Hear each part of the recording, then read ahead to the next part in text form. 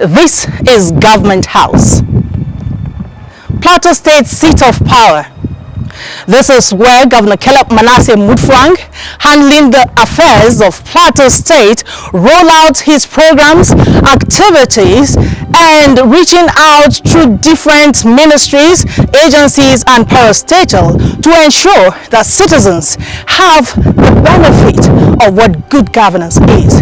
Today on Government House Diary, we will take a good look at the Directorate of Research, Planning and Documentation in Government House, Rayfield. We have a very special guest, the man anchoring, or rather handling the affairs of this directorate, and together we'll unravel the policy thrust of Governor Caleb Manasseh Mutfwang. My name is Anna Paul Gendry, inviting you to join us on this remarkable episode.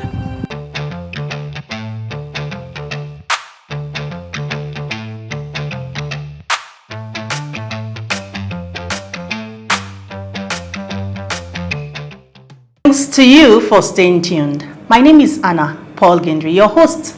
And today we shall beam our searchlights on the policy framework of Governor Caleb Mutfwang with a man whose responsibility is research, documentation and planning at Government House, Rayfield. His name is Sam Godongs. It's good to have you on this program. Thank you. It's my pleasure. Sam Godongs, as the man at the helm of affairs in research, documentation and planning, there is a controversy. People saying that this administration has a 3 thematic areas. Some say it's a 7 policy thrust administration for Governor Caleb Mutfwang.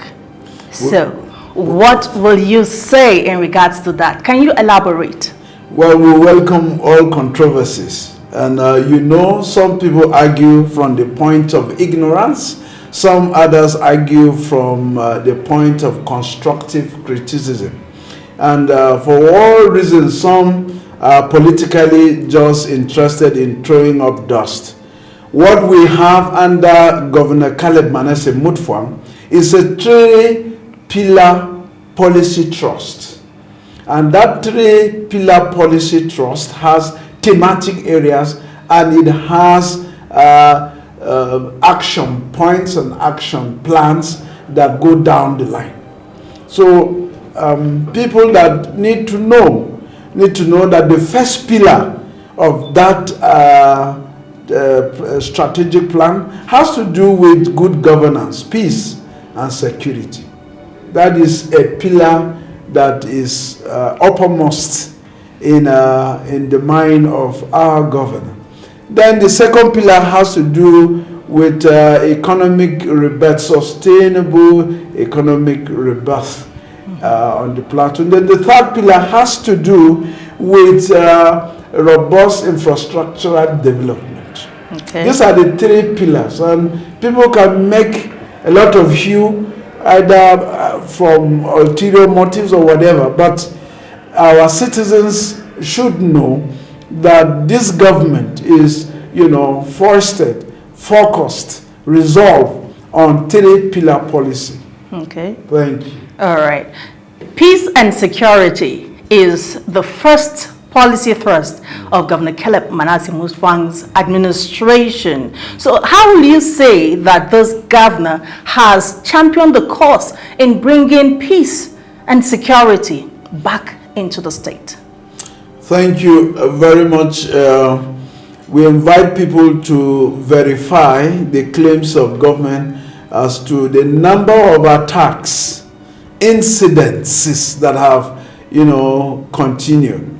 You will find out that we have minimum incidents now, and the last local government elections, is a big testament in Jos North, for instance, in Jos South, in Barkiladi, and all those areas that are known to be violence prone.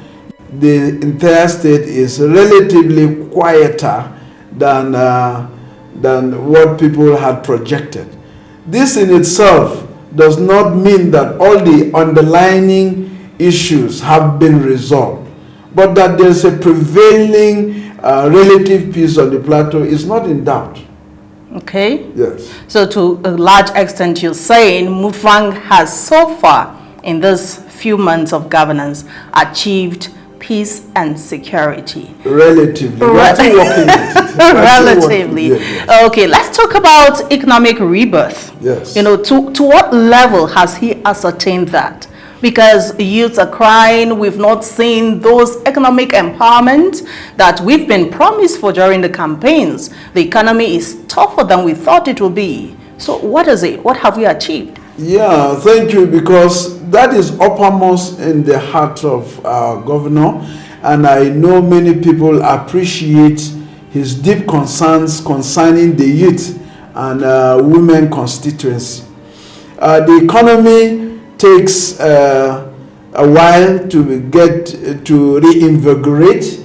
What the government has done in the past 1 year is to set the stage for an inflow of direct foreign investments, to again prepare the sector that has the highest capacity to move employment figures up, which is agriculture. The government is very passionate about the mining sector, particularly in Plateau, even with the concerns that the federal government holds sway in mining to a large extent. And sports, tourism, all these youth-friendly and women-friendly areas and sectors are of great importance to the government. So what we have been able to do, when you look at even things like transportation, people are clamoring that there should be some palliative, there should be some injections of government might in areas.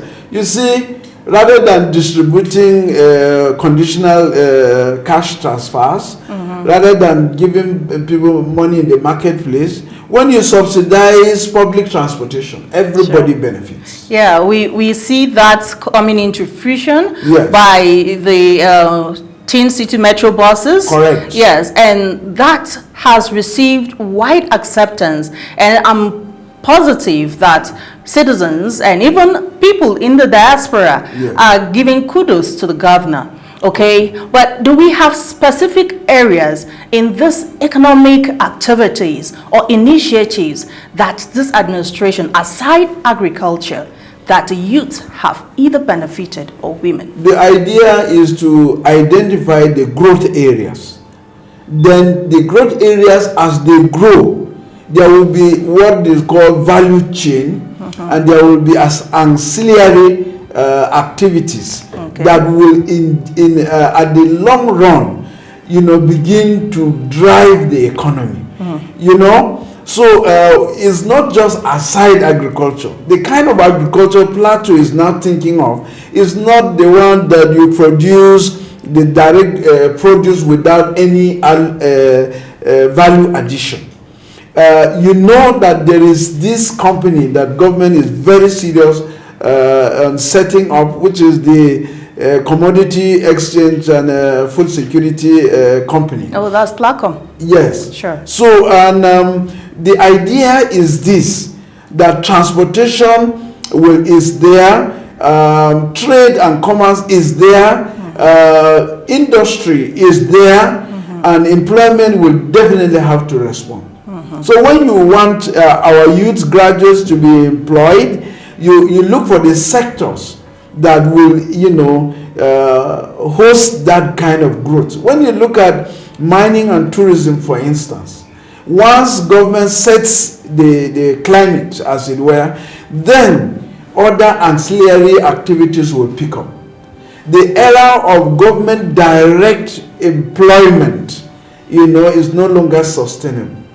There are issues about minimum wage, about living wage, and all these cries about the harsh economy. When you proceed in that logic, you immediately find out that government is not fitted for direct employment. So the government is setting the parameters, the framework that will engender growth. You know, the private sector, as he said, is the engine room for growth in every economy, particularly liberal societies, liberal democratic societies. The private sector, the marketplace, is preferred from direct government planning and distribution of resources. Okay, with what you've said, it's like giving us hope that Governor Mutfwang will engage the private sector in its totality to support the government machinery in making the economy sustainable for citizens. Let's take, for example, the African Agri-Processing Zone MOU that was just recently signed. At the surface, you imagine that it's all about some few crops, either rice, either yam, cassava, potatoes. Yeah. That is at the surface. Okay. But when you see the entire plan, you see, you know, things falling into place. Okay. You see the zones that are going to be, the hubs that are going to be developed. ICT is involved.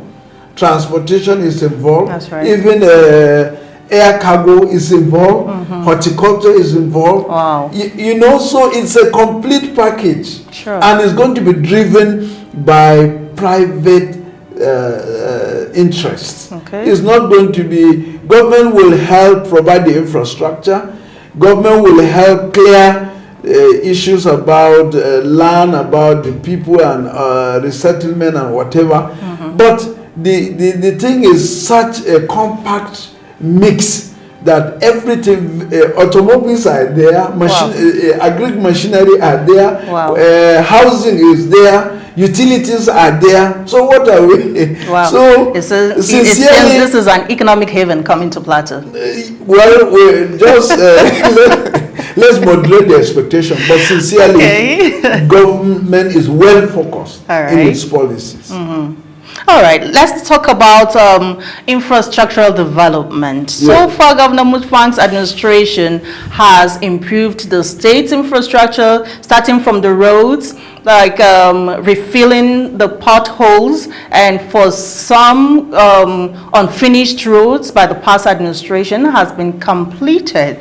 All right, so how is the state going to improve from where he has stopped? Well, I hope you are not pushing us away so soon. We have several years to continue this good work. Okay. And when we talk of infrastructure, remember, water is there, power is there, rail transport is there, air transport is there. Infrastructure, look at dams, arc dams, you know, small bridges, you know, you look at the export, whatever that I'm talking about. So infrastructure again has different sectors. Even hotels is part of tourism and hospitality. Hospitals, they can be considered as mainstream conditioning factors. So infrastructure for Plateau, it has just begun with the roads, municipal roads. And I dare say the strategy is this: let us refurbish, let us reclaim those that are bad. They are existing roads, but let them put them back to good states. That is the first strategy. Then the second step will be from the minor ones to those that need overhaul. Well, don't you think the government is slow? People are expecting that by now he should have been done. My dear, speed in construction has some conditions. Okay. When you do construction in the rains, people that are knowledgeable in this area will tell you it's like throwing your money into the lagoon. Oh. So you have to condition your mind that construction of roads particularly is seasonal. Okay. Now is the highest point. Then when the rains set in, then you slow down. Okay. You then go to the drainages and stuff like that. So our speed is moderated by conditions we cannot control. All right. However, speed also is a function of the available resources, finances. Okay. You know, some of the contracts that were there have to be dealt with diligently. Otherwise, you run into avoidable losses for the state. Sure. Some have gone to court, and you know, our governor, being a lawyer, is a little bit more cautious. He doesn't want to be seen to be on the wrong side of the law, being a law officer himself.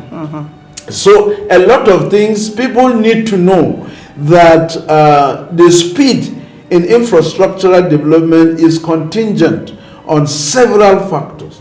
The availability of funds is there, contractual agreements is there, even I just said the weather and the seasons, all these come to play. But one thing you cannot take away from the Governor Caleb Manasseh Mutfwang, he considers this entire state as his constituency. He feels very passionate that our people are lagging behind. You know, when you compare our state infrastructure to other places, we have no reason. In fact, he said clearly that Plateau has no business being poor. Sure. Given the quantum and the diversity of solid minerals in this state, that alone is supposed to lift Plateau out of poverty and out of this kind of avoidable and despicable conditions that our people are in. Okay, we'll take a very short break now, and when we return, we still have the Director, Research, Documentation and Planning to the Governor of Plateau State on Government House Diary. And we will have short stories or evidence, facts about hospitality, about health, about road infrastructures, and some of the things Mutfwang is doing behind the scenes, even clamping down on illegal mining. Stay with us.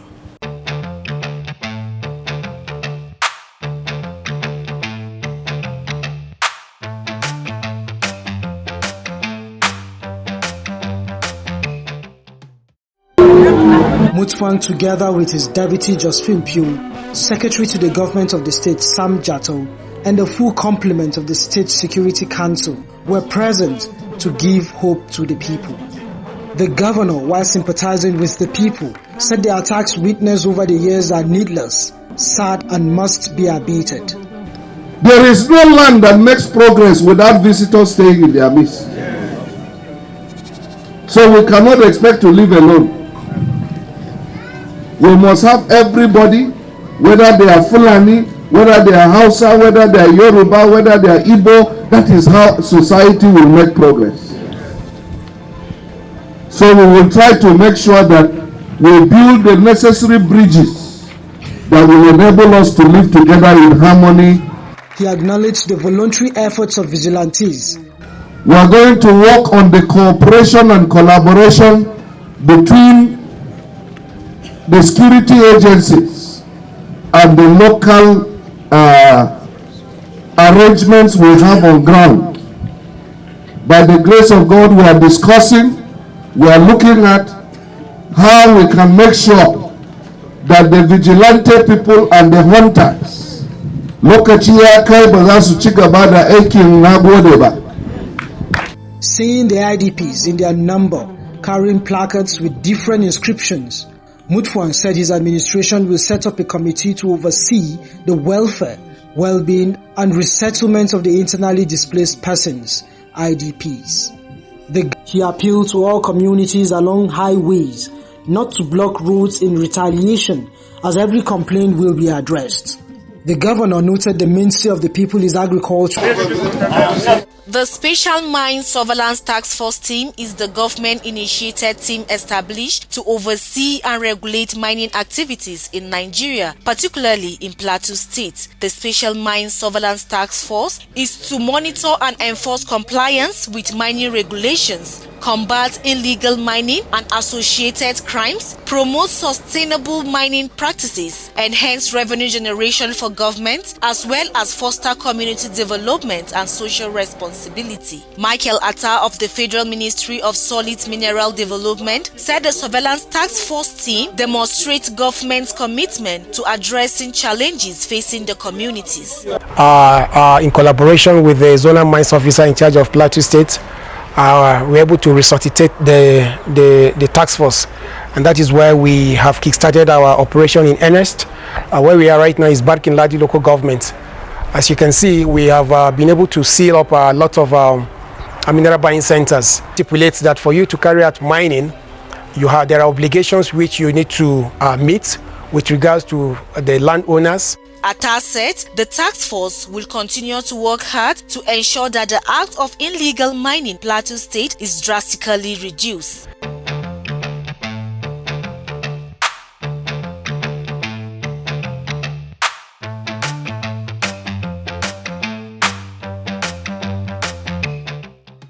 It's good to have you join us on Government House Diary, and just like we were discussing earlier, we had our special guest today. He is the Director General, the Directorate of Research, Planning and Documentation to Governor Mutfwang. He has told us a lot about the rolled out plans of Governor Caleb Mutfwang through his three-pillar policy thrust, believing that you have gotten it right. It is three-pillar policy thrust and not 7, as earlier stipulated by a lot of people. Right. Okay, and this program is brought to you by PRTVC in collaboration with the Office of Director of Press and Public Affairs to Governor Caleb Mutfwang and the Ministry of Information. Now back to you, Sam Godongs. Thank you. I want us to talk about the youth. Youth and women. Can you strategically tell me what these youth have benefited in the spectrum of agriculture? You earlier mentioned it is a value chain. From the distribution of fertilizers, what have they achieved and what have they so far engaged in this value chain? Let's have proof that this government has really engaged the youth and women. Thank you for this very important question. What have the youths achieved so far under Mutfwang? And I think it starts from the onset. As far as this government is concerned, the youth and women are mainstreamed in all. Is not a specialized attention, but is mainstream. The idea and the goal is that whatever is done in government and indeed beyond government, our youth and women should be prioritized. And in this government, from the onset, from even the campaign era, the youth were given the free hand to develop and organize their own campaigns and their own movements and their own programs. And secondly, even in the appointments, look what we did with the secretaries of all local governments. The governor gave a marching order that please, every local government area should, as much as it can, include women, appoint women as secretaries. Okay. And again, he gave that same instruction. Some were beneficiaries then, and he gave the same instruction. As much as it's possible, let women, occupy positions as high as deputy local government chairs. Not chairman. Yes, but where possible. Okay. Politics again is some level of give and take. Sure. Then look at even the appointment of the special advisor on youth engagements. And what their programs are, they are youth focused. Okay. And I tell you, one of the first experiments of this government is to go back to back farms in Zalaki, and then let's give the youth an opportunity to make good some of their agricultural skills. You know of a youth-friendly farm that is there, under the supervision of the advisor. And I think it is going to pilot a successful effort that can be boosted, that can be expanded in the years to come. I feel the youth sincerely, even these educational interventions that the governor made, he said he did so because his heart goes to the youth. If you have a category and a constituency of youth that are poorly educated and they are not in school, then you have trouble on your hands. Yeah. So even the accreditation fees he paid for PLASU, for College of Education, is youth friendly in itself. Okay. So he is mainstreaming the youth virtually in all policies. Sports, he has supported sports very well because he believes that is no longer sports for recreation, but sports for business. All right. On a scale of 1 to 10, how will you say Governor Mutfwang has done in the area of peace, security, and good governance? How has he fared in the area of economic rebirth? And the third policy is infrastructure. Okay. And the area of industrial and infrastructural development. On a scale of 1 to 10, how has he fared? I will invite Plateauians to help me grade Mutfwang. Wherever you mention Mutfwang, you see joy, you see dancing. Let me tell you, my directorate conducted a job approval rate measurement for the governor in April, just before the 1 year. And we found out that in all the 17 local government areas of Plateau State, the governor enjoys a rating that is above 80%. Wow.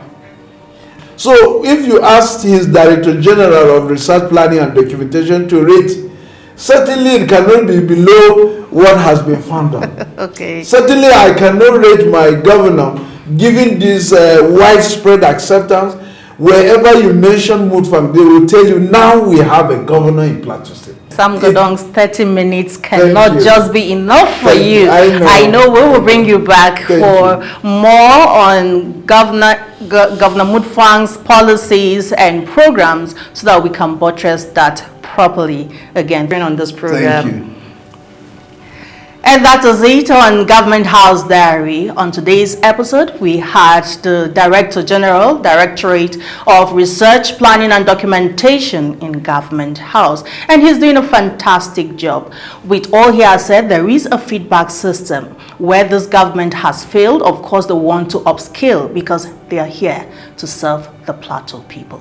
Join us next week for another interesting package. My name is Anna Paul Gendry. Bye-bye.